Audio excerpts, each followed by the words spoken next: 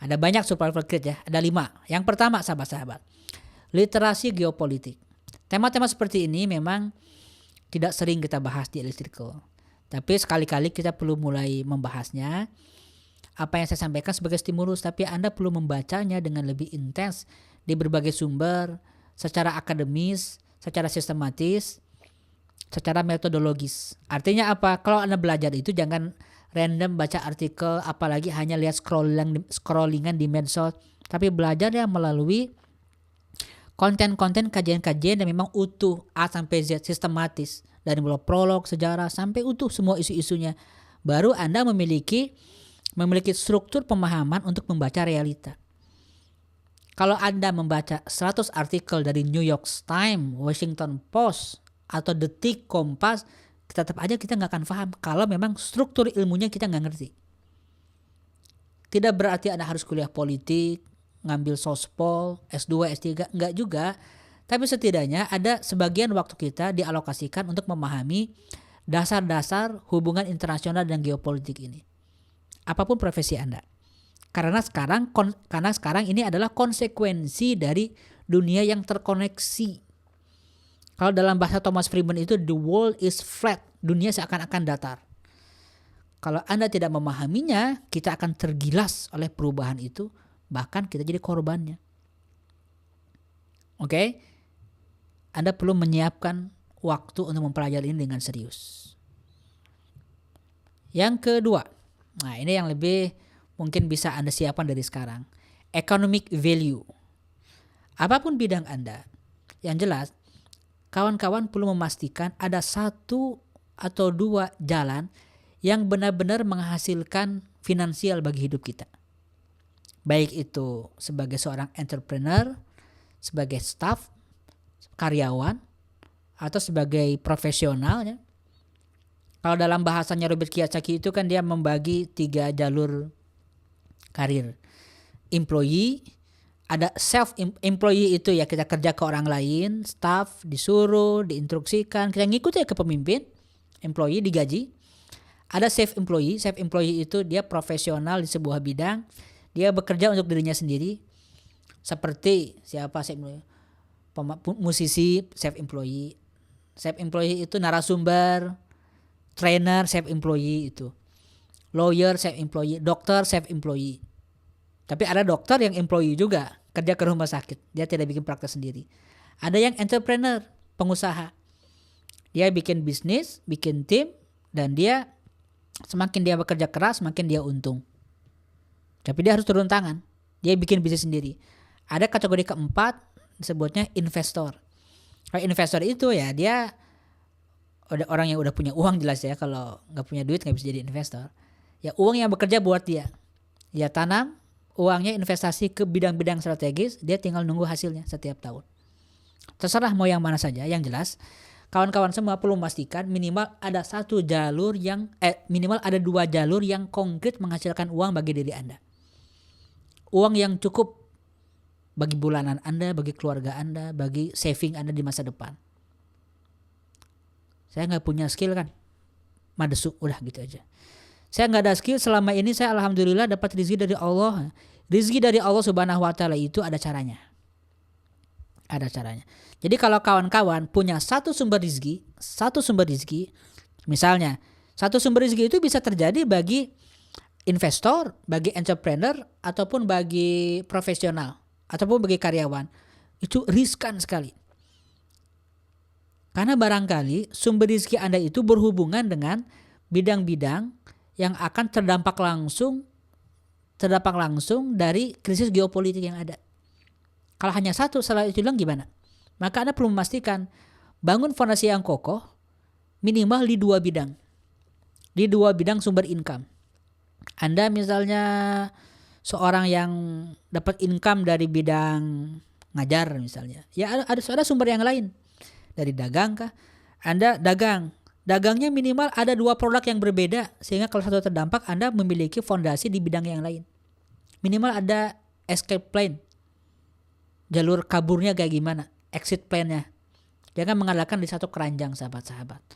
Karena sekarang zaman yang tidak menentu itu membuat orang-orang, jangankan orang yang merintis, yang masih rentan dan riskan, orang-orang yang sudah mapan pun bisa bangkrut, bisa hancur dalam sekejap mata gitu ya. Saham anjlok misalnya, permintaan berkurang. Anda bisa membayangkan nggak kalau ada orang yang misalnya berpuluh-puluh tahun dia mendedikasikan seluruh hidupnya untuk satu bidang bisnis, di mana dia nyaman karena ada permanen customer sama customernya itu. Apalagi kalau customernya sebuah negara, taruhlah misalnya Amerika misalnya, dia ekspor kaos kaki terus, udah mapan nyaman kaos kaki terus ke Amerika. Tiba-tiba demand dari Amerika drop, berkurang aja, atau mungkin hilang di tahun 2025. Kira-kira apa yang akan dilakukan coba?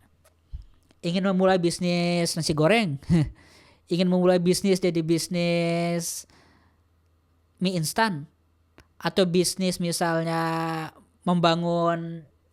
membuat lampu, produksi lampu, kan tidak mudah ilmunya, industrinya. Maka sahabat-sahabat, ketika Anda sebagai pengusaha sekarang mulai membuat exit plan, kira-kira kalau ada kondisi yang darurat genting, sebagian dari dana saya, sebagian dari income, modal, saham, itu harus bisa dialokasikan untuk jenis bidang yang lain. Dan dari sekarang saya mulai mempelajari bidang-bidang yang lain sebagai exit plan. Kalau bisa bidangnya yang agak jauh, bukan yang sama. Kalau pengusaha ya. Untuk menghadapi ketidakpastian geopolitik global ini, sahabat-sahabat. Kan ini prinsip utama asuransi itu. Jangan simpan seluruh telur dalam satu keranjang, di beberapa keranjang. Tapi jangan terlalu banyak. Kalau terlalu banyak, dengan alasan mengantisipasi, akhirnya tidak ada yang jadi. Setidaknya 2 aja. Maksimal 3. Karena setiap bidang pun perlu dedikasi, perlu fokus, di mana Anda bisa membangun kemakmuran finansial di situ selama bertahun-tahun. Jadi jangan terlalu banyak. Bangun fondasi yang kokoh secara ekonomi. Kalau Anda profesional sekarang, keahlian Anda harus ada yang menghasilkan uang di 2 skill yang berbeda. Saya ahli digital marketing, saya juga harus mengetahui tentang bagaimana caranya membuat desain misalnya. Ini 2 income yang berbeda. Saya seorang guru olahraga, saya dapat income, tapi saya juga harus tahu bagaimana misalnya mengisi training karakter bagi para atlet. Itu dua jalur yang berbeda, 2 bidang berbeda. Jangan mengandalkan satu sumber income. Nah, ini penting sahabat-sahabat. Setidaknya yang paling minimal bagi Anda adalah Anda yakin bahwa Anda punya skill. Kalau mau switch di bidang itu, Anda bisa nyari uang. Jangan sampai Anda dipaksa switch ke sebuah bidang yang baru dan Anda belum punya skillnya sama sekali, apalagi nyari uangnya. Dan jangan pakai narasi tenang, rezeki dari Allah, udah tahu. Itu adalah keyakinan qalbu kita, tapi ikhtiarnya itu perlu diperjuangkan. Oke. Yang ketiga, jaringan global, sahabat-sahabat. Banyak orang sekarang mulai mendapatkan manfaat dengan teknologi komunikasi media sosial. Banyak orang yang sudah melesat, menjadikan bisnisnya scale up ke level internasional, atau karya-karyanya itu masuk ke dunia internasional, atau mungkin komoditinya itu diakses oleh negara yang lain. Intinya, koneksi global ini sudah banyak membuat orang-orang sukses. Tapi di saat yang sama, koneksi global membuat banyak kalangan pihak diperbudak oleh koneksi global ini. Contohnya adalah media sosial dan scrollingan tanpa henti yang kita lakukan dan bisa kita buktikan lihat melalui screen time yang kita gunakan setiap hari. Apakah 2 jam, 3 jam, ada yang 5 jam, 6 jam per hari. Ketika dilihat, mayoritasnya adalah Instagram, TikTok, atau YouTube. Jadi jaringan global yang sekarang ada itu, ada yang membuat orang melesat, sukses, ada yang membuat orang diperbudak menjadi customer, konsumen, dan korban-korban baru.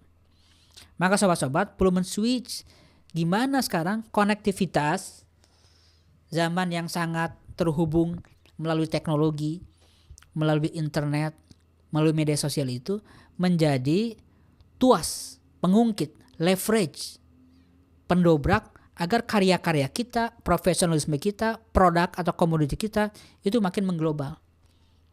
Makin mengglobal.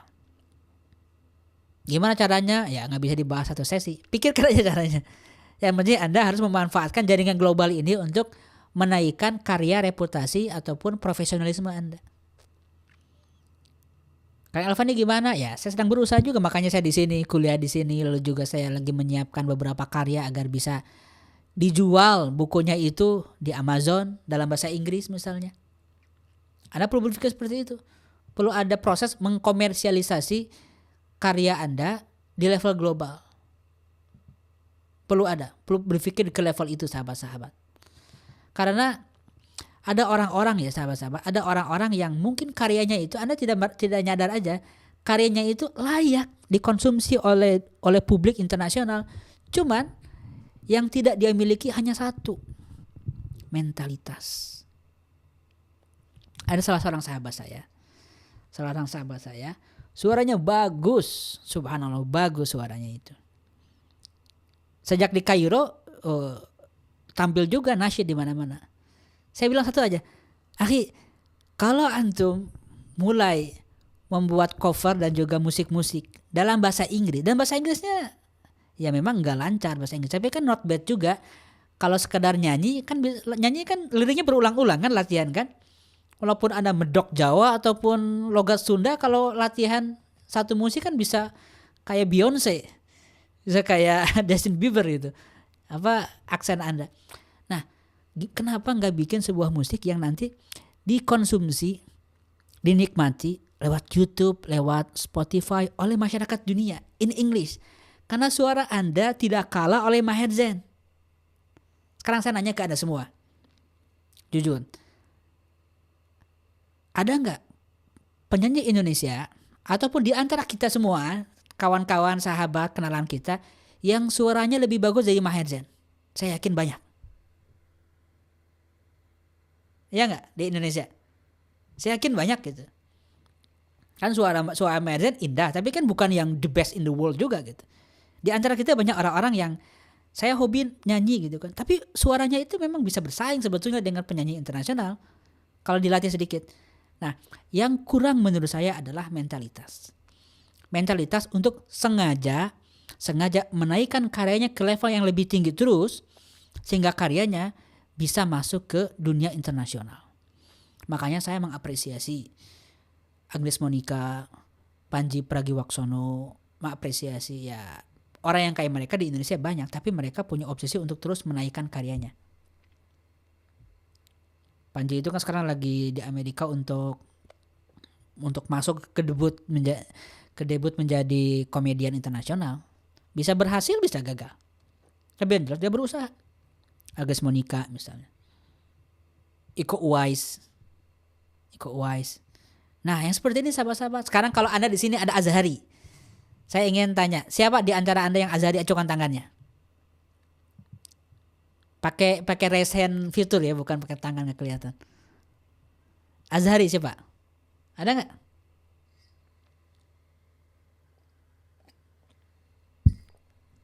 Dua orang.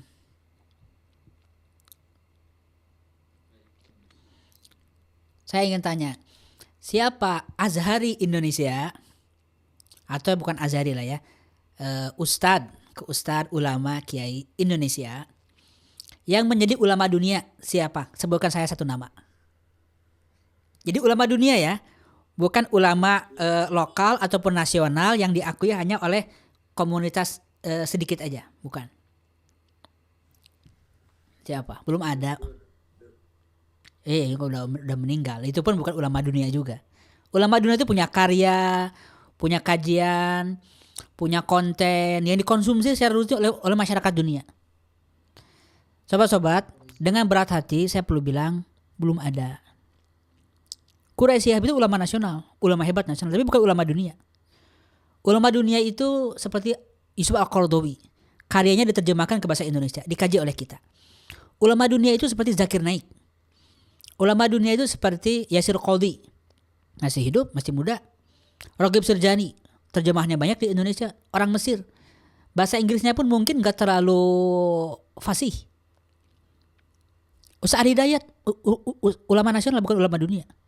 Tidak ada karya Ustaz Hidayat dalam bahasa Inggris, dalam bahasa Arab yang dipelajari oleh seluruh dunia muslim, gak ada.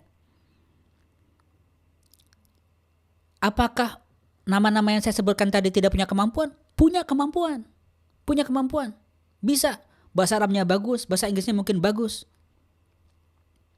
Tapi mungkin sahabat-sahabat, ya wallahu alam apa alasannya, tapi ya memang tidak menyengaja ke arah sana gitu. Di sini juga banyak kerjaan misalnya, mungkin aja. Saya sangat menghormati Ustaz Abdul Somad, tapi mungkin fokusnya ya udah beda gitu. Dan tidak bisa disalahkan. Bahasa beliau bagus sekali. Beliau bisa punya karya. Kan mereka udah doktor ya. Doktornya itu, Anda tahu, doktor di Timur Tengah berarti dia bikin disertasi 500 halaman, 1000 halaman in Arabic. Berarti kan bisa. Bukan soal itu. Tidak menyengaja untuk berbicara pada publik dunia, sahabat-sahabat. So, saya bilang kali lagi ke Azhari. Siapa di antara Anda yang menyiapkan dirinya untuk menjadi ulama dunia sekarang? Belum ada, sobat-sobat. Di abad 21 ini, ulama Indonesia yang menjadi ulama dunia belum ada. Ulama dunia itu tidak harus bersorban, tidak harus menjadi ahli tafsir. Bisa jadi seperti Thariq Ramadan, intelektual dalam bidang pemikiran. Yasir Qadhi dalam bidang misal Sirah Nabawiyah. Atau Sofi Rahman Al-Mubarakpuri Sirah Nabawiyah.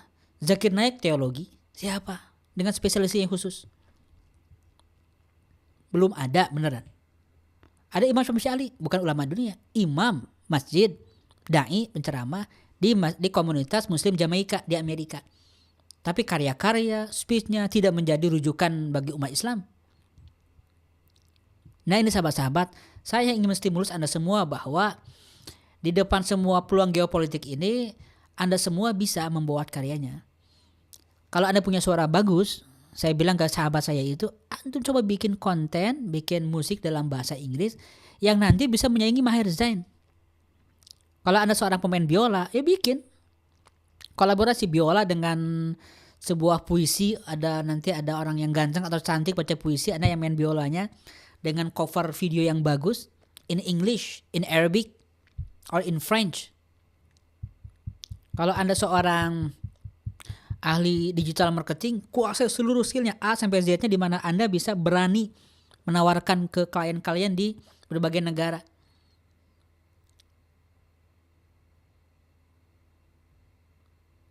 Saya kenal beberapa orang-orang yang sedang mempelajari JavaScript ataupun ya berbagai jenis coding gitu. Mempelajari untuk bisnis itu. Saya bilang saya bisa menawarkan, saya punya kenalan banyak yang bisa bikin website ataupun aplikasi di Indonesia dengan harga yang lebih murah. Saya koneksikan gitu. Jadi demand di luar negeri, bayaran mereka lebih murah, bayarnya kita pun punya customer dengan angka yang lebih bagus. Win-win solution. Kan itu bisa. Nah, pikiran ke sana sahabat-sahabat perlu muncul dulu sehingga kita menyiapkan skill ke arah sana. Kalau pikirannya nggak ada, tidak akan pernah skill itu terbangun. Oke? Yang keempat, smart global citizen. Ini lebih sederhana lagi. Setidaknya Anda harus menjadi peserta dalam kehidupan global ini dengan cara yang cerdas. Tidak menjadi, kalau dalam circle of life itu, dalam lingkaran kehidupan, tidak menjadi rantai makanan paling bawah gitu. Rantai makanan paling bawah itu adalah user internet, follower, viewer YouTube, subscriber YouTube, pengguna browsing, pengguna chat GPT, apalagi pengguna seluruh aplikasi. Jadi selalu menjadi orang-orang yang ditargetkan oleh berbagai fitur di dunia ini, sahabat-sahabat. Setidaknya naik level menjadi pengguna paling aktif dan dapat untung, dapat income, dapat manfaat, dapat ilmu, meningkatkan skill melalui seluruh fitur yang ada. Nah itu menjadi smart global citizen itu. Intinya paling minimal seluruh perkembangan teknologi membuat Anda membangun skill yang membuat Anda menjadi kompetitif di depan citizen-citizen yang lain. Global citizen artinya level yang Anda bandingkan itu bukan sekedar kawan-kawan seangkatan, sealma mater, ataupun rekan-rekan senegara kita. Tapi kita bersaing, skill kita berkompetisi dengan masyarakat dunia. Bersaing dengan masyarakat dunia. Beberapa bulan yang lalu, ini contoh dikit ya. Ketika saya ngobrol-ngobrol ada satu gathering gitu. Gathering dengan kawan-kawan politik. Mereka ngomong ngalor ngidul aja. Di kantor politik itu ada mungkin 20 orangan. Ada wine di situ, ada buah-buahan macam-macam. Nimbrung aja. Kita ngobrol gitu. Ngobrol aneh-aneh kemana-mana. Ada ngomong karir, ada ngomong apa, ada ngomong tentang riset. Apa ya? Udah saya bawa buku saya. Muhammad, apa yang kamu lakukan? Apa aktivitas kamu? I'm a writer. Saya penulis. Ini buku saya bawa buku saya. Wow, amazing.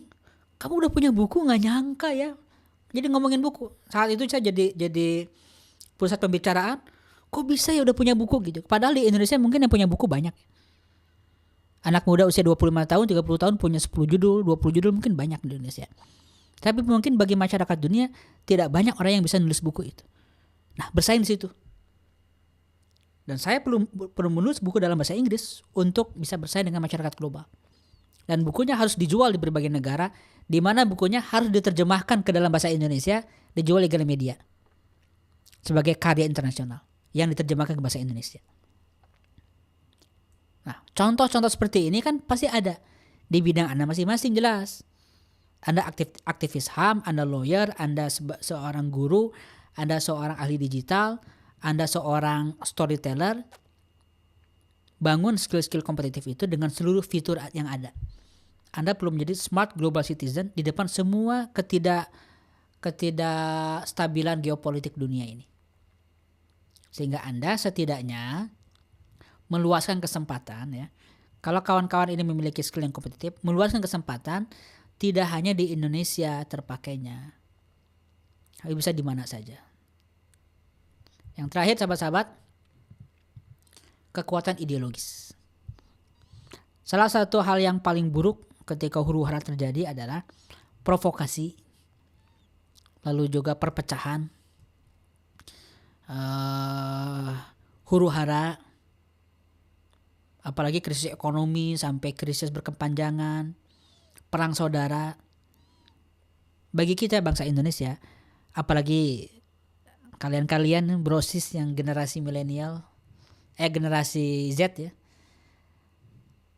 perang saudara itu gak pernah terbayangkan oleh Anda ya. Gak pernah terbayangkan oleh Anda.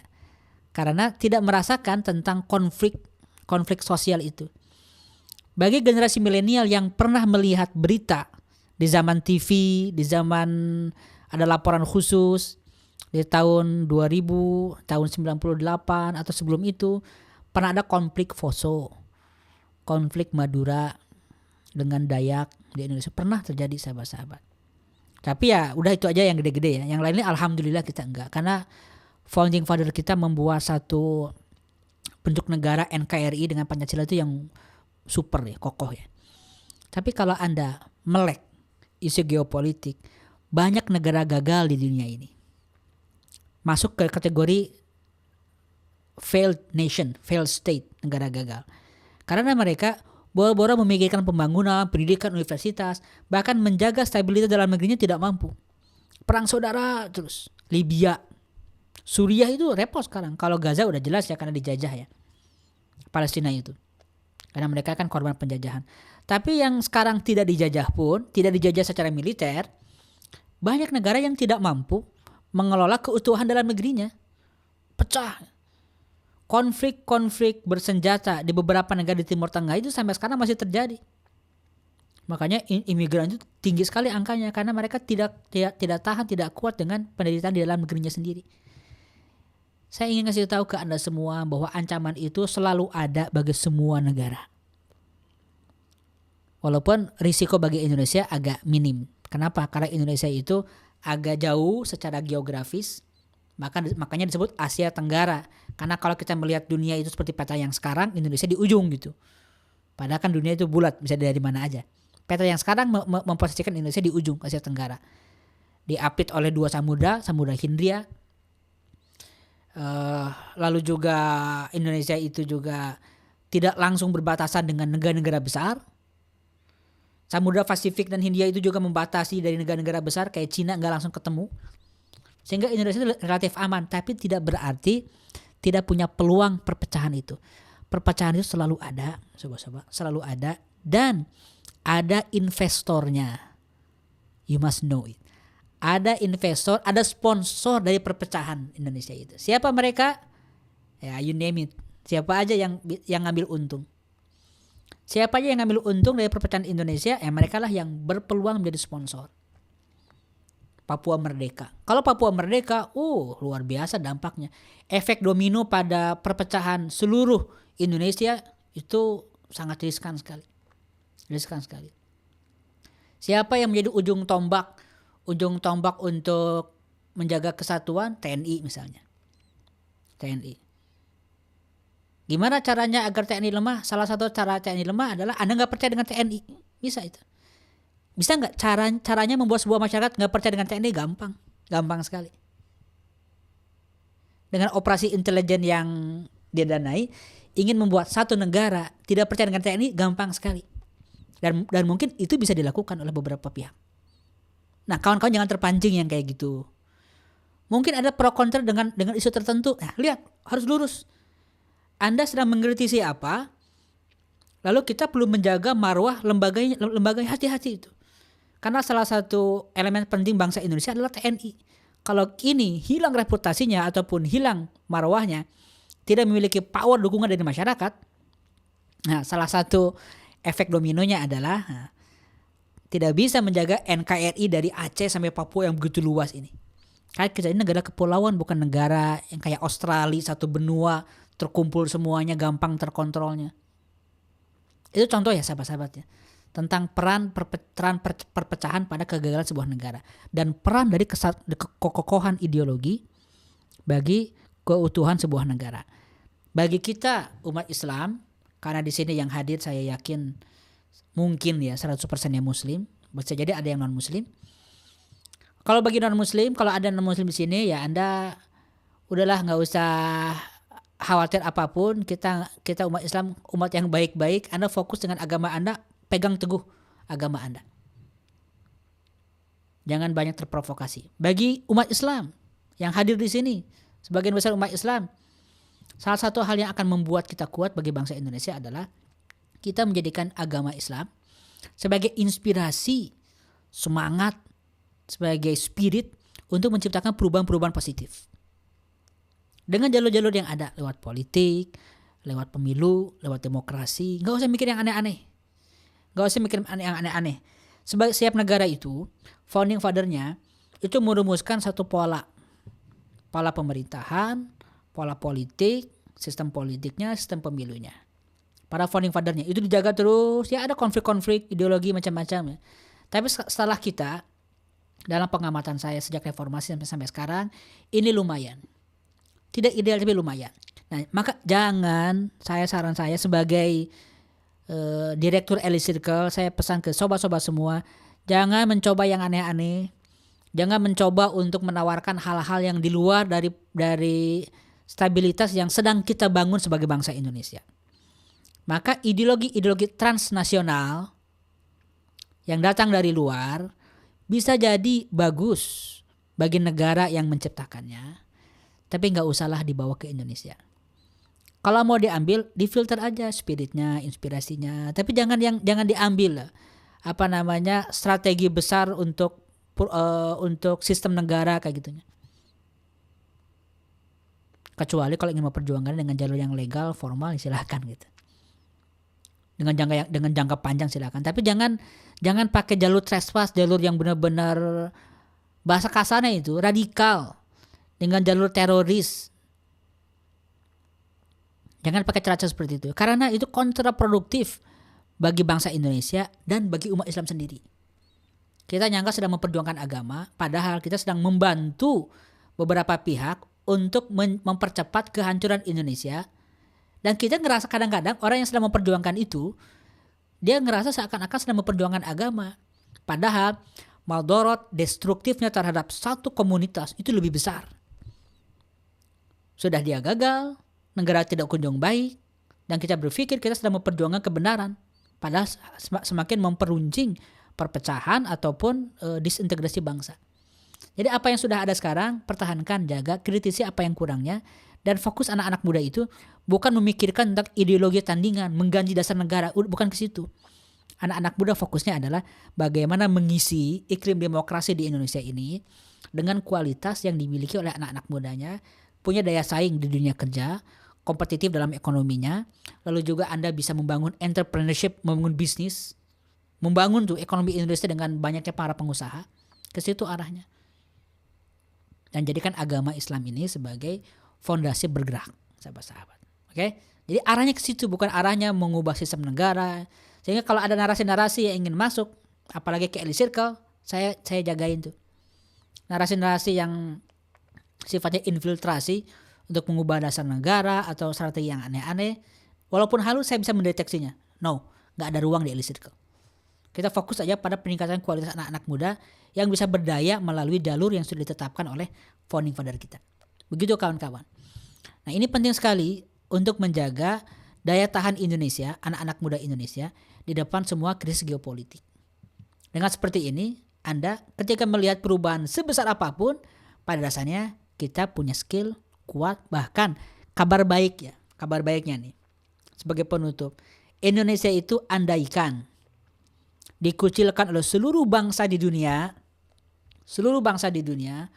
atau sedang terjadi perang antar banyak negara di mana kita mengisolasi diri, nggak ikutan, tetap non-blok seperti biasanya, Indonesia bisa survive untuk beberapa dekade. Kenapa? Karena surga luar biasa di tanah air kita ini. Tongkat kayu dan batu jadi tanaman, air mineral yang bersih jernih. Jangan bilang mineral ya. Air minum melimpah. Energi kita punya. Barang-barang logam kita juga ada. Industri bisa kita bangun sendiri. Ya paling ya agak sabar aja lah, yang teknologi canggih yang perlu kita impornya mungkin berkurang ya. Agak mati gaya sedikit lah. Kalau nggak ada YouTube, yang paling pertama kali nangis adalah Deddy Kobuzer dan YouTuber Indonesia. Ya sabarlah yang kayak gitunya. Tapi secara umum untuk kebutuhan vital sebuah negara agar survive, kita punya semuanya. Cuman di depan seluruh kekayaan alam, kalau anak-anak mudanya, generasi paling produktifnya itu tidak bertahan di depan goncangan, gak ada gunanya kekayaan alam itu. Disitulah kekuatan asing masuk dan akan menggerus kekayaan alam kita dalam penjajahan kedua dengan versi yang baru. Terima kasih. Assalamualaikum warahmatullahi wabarakatuh. Sahabat-sahabat yang saya hormati, saya mengucapkan apresiasi sebesar-besarnya atas interaksi diskusi yang luar biasa, sangat dinamis ini. Yang jelas, ini adalah awal. Langkah Donald Trump nanti juga akan diikuti oleh respon Cina. Mungkin nanti akan ada gebrakan besar dari Uni Eropa. Belum lagi kalau kalau Rusia sudah bergerak. Luar biasa kompleks. 4 raksasa, Amerika, China, Uni Eropa, dan Rusia, ketika mereka sudah benar-benar tegang, itu luar biasa. Benar-benar kita menghadapi situasi mission impossible itu. Bukan hanya perang dunia 3, tapi krisis berkepanjangan yang lebih berat dibanding COVID. Hal seperti ini adalah fenomena global yang di luar kontrol manusia. Dan hidup manusia tidak bisa bergantung terus pada kenyamanan eksternal sehingga membuat kita hidup itu enak. Bekerja, berdinamika, berkarya, kuliah, berkeluarga, nggak bisa. Maka orang-orang yang cerdas itu selalu mengantisipasi setiap perubahan, lalu dia menyiapkan strategi mitigasinya, dan dia melampaui risiko-risiko yang mungkin terjadi. Dan untuk menjadi orang-orang yang siap antisipatif, sahabat-sahabat, Anda perlu memiliki awareness, kesadaran yang sangat mendalam akan fenomena yang terjadi. Dan yang kedua, Anda punya strategi yang saya sebutkan tadi. Dan yang ketiga paling penting, Anda punya endurance, punya daya tahan. Karena orang gagal itu bukan karena dia tidak tahu mana strategi yang baik, tapi dia tidak punya tenaga dan energi untuk bertahan dalam waktu yang cukup lama sehingga di tengah perjalanan patah, di tengah perjalanan down, di tengah perjalanan dia hancur. Karena masalah itu akan terus ada, makin gede, makin kompleks, tapi manusia semakin hari semakin tua, semakin matang, semakin dewasa, semakin kokoh. Untuk menjalani seluruh tantangan itu, di situ butuh endurance. Setidaknya Elite Circle atau saya insya Allah akan mendampingi Anda semua untuk menjaga endurance itu selama Anda dalam ekosistem ini. Kita akan menjaga endurance kawan-kawan untuk terus bertumbuh menjadi high value muslim. So, jangan sia-siakan ekosistem productivity yang tersedia di hadapan Anda semua yang namanya Elite Circle ini. Setidaknya setiap pekan kita akan bertemu, mencharge dan juga menajamkan wawasan-wawasan kita. Setiap beberapa bulan kita bertemu offline untuk memperkuat skill kita, bonding kita, dan membakar terus semangat kita. Dan setiap tahun kita akan mempertajam dengan strategi-strategi yang jauh lebih besar. Inilah yang akan kita lakukan berpuluh-puluh tahun ke depan melalui Elite Circle. Orang yang kehilangan ekosistem ini, dia menyanyiakan rezeki yang sudah ada, yang Allah berikan di depan matanya. So sahabat-sahabat, welcome to Elite Circle bagi yang baru bergabung, dan juga manfaatkan baik-baik ekosistem yang sudah tersedia ini. Sampai bertemu dalam acara-acara berikutnya, dan saya undang kawan-kawan untuk ikut dalam Elite Circle batch 34 bulan depan. Assalamualaikum warahmatullahi wabarakatuh.